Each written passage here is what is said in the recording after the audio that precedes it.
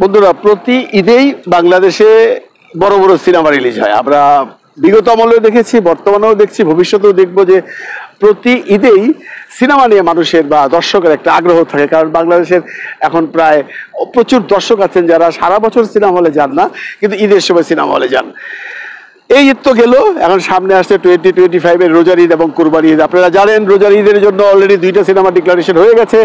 একটি হলো রায়হান রাফি, আফরান নিশোর ওসিহত, আরেকটি হলো আসাদ আদনান সাহেবের সাহিব চৌধুরীর ডিরেকশনে সাহেব, যার নায়ক শরীফুল রাজ এবং নায়িকা ইদিকা পাল। তাহলে কি এই রোজার ঈদে মানে 2025-এর রোজার ঈদে শাকিব খানের কোনো সিনেমা নেই? এই প্রশ্নটা কিন্তু অনেকের মনেই এখন ঘুরপাক খাচ্ছে। কারণ শাকিব খান রোজার ঈদ দিয়ে কোনো কথা এখন পর্যন্ত কাউকে দেননি এবং উনি কোনো ডিক্লারেশনও দেননি যে রোজার ঈদে ওনার কোনো সিনেমা রিলিজ হবে। অনেকেই শাকিব খানের সাথে সিনেমা নিয়ে আলোচনা করছেন, রোজার ঈদে সিনেমা রিলিজ করা নিয়ে ডিসকাশন চলছে। এর মধ্যে বড় বড় বেশ কিছু পার্টিও আছে। আপনারা জানেন শাকিব খানের এখনকার যে সিনেমাগুলো হবে সেগুলো অবভিয়াসলি অনেক বড় ছবি হবে, এটা নিয়ে কোনো সন্দেহ নেই। যে সিনেমার বাজেট হতে হবে মিনিমাম 5 কোটি, উপরে 7-8 কোটি 10 কোটি, যেটা শাকিব খান অলরেডি ট্রেন্ড শুরু করে দিয়েছেন। এমন সিনেমা বানাবার প্রযোজক আমাদের চলচ্চিত্রাঙ্গনে কতজন আছেন আমি জানি না, তবে এই সমস্ত সিনেমাগুলো সমস্ত বড় বড় প্রোডাকশন হাউসরা করে থাকে। যেটা আমরা দেখলাম শাকিব খানের তুফান, যেটা আমরা দেখছি দরদ, এগুলো ভারতের সাথে একটা কো প্রোডাকশন করে বা সমঝোতা করে দুই দেশে মিলে ফাইন্যান্সটা জোগাড় করে করছে। শুধুমাত্র বাংলাদেশ থেকে একা ফাইন্যান্স করে এত বড় সিনেমা বানানো একটু কঠিন। তবে হ্যাঁ, আমরা বলছি না নেই। দেখুন, রোজার ঈদ নিয়ে শাকিব খান এখনো মুখ খুলছে না। বিশ্বস্ত সূত্রে খবর পাওয়া গেছে যে শাকিব খানের যেদিন 25 বছর পূর্তি ছিল সেদিন বঙ্গবিডি এবং মালেক আফসারি, বঙ্গবিডির একজন অফিসার যার নাম খুব সম্ভবত জনাব মুশফিকুর রহমান মঞ্জু এবং মালেক আফসারি শাকিব খানের বাড়িতে গিয়েছিলেন এবং শাকিব খানকে একটা ফুলের বুকেট দিয়ে তাকে শুভেচ্ছা জানিয়েছেন এবং সিনেমা নিয়ে অনেক ডিসকাশন করেছেন। শোনা যাচ্ছে সেই দিন মোটামুটি এমনই কথা হয়েছে যে শাকিব খান তাদেরকে কথা দিয়েছে যে একটি রোজার ঈদ অথবা কুরবানি ঈদ, যে কোনো একটি ঈদে তাদের সাথে কাজ করবে। কারণ সাকিবের একটা বিশ্বাস আছে যে বঙ্গবিডি তাকে পালতে পারবে। ভাই, শাকিব খান তো হাতি পালার মতো অবস্থা, হাতি তো সবাই পালতে পারে না।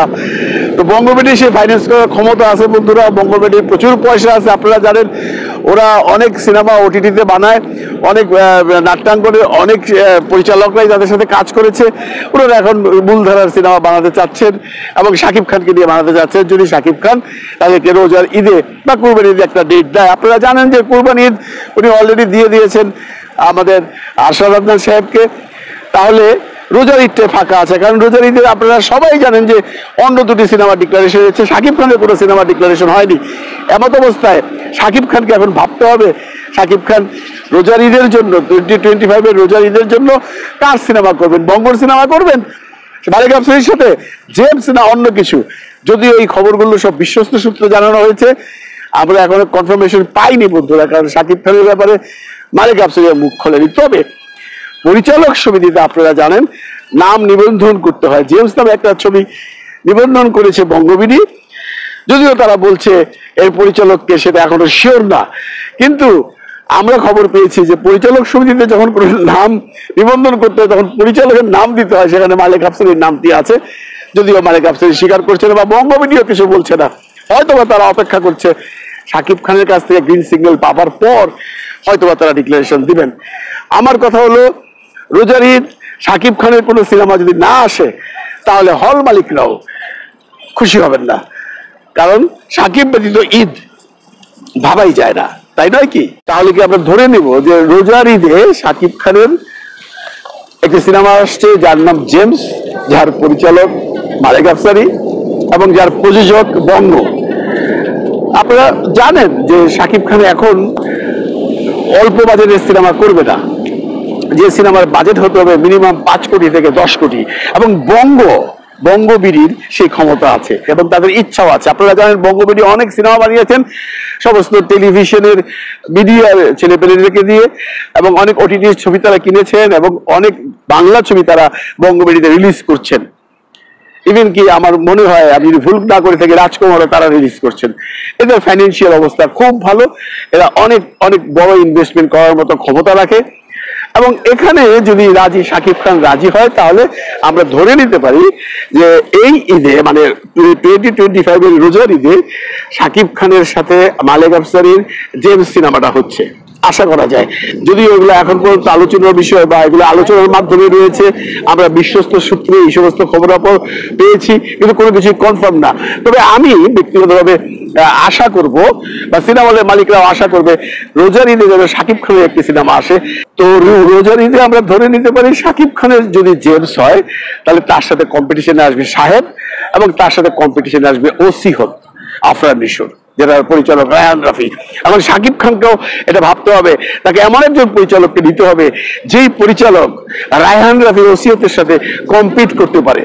এমন পরিচালক কজন আছে আমার জানা নেই, তবে বঙ্গর একটা বিশ্বাস আছে মালেক আফসারীর উপর, যে মালেক আফসারী হয়তোবা বাজেট দিলে, 10 কোটি টাকা বাজেট দিলে শাকিব খানকে নিয়ে যে কোনো সিনেমার সাথে কম্পিটিশন করতে পারবে।